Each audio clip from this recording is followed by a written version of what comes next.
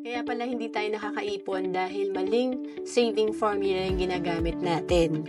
Pagka-receive natin na income, una nating binabawas ay mga expenses natin or gastos natin.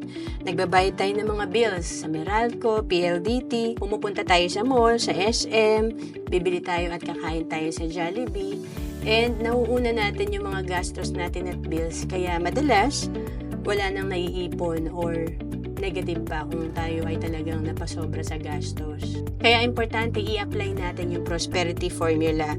Ito yung pagka-receive natin ng income natin, 10% yung tithes, ibawas natin, yung donation natin sa church, 20% yung savings natin or ito yung ipon natin, unahin natin ibawas sa ating kinikita. And 70% ito yung pagkakasyahin natin sa expenses and lifestyle.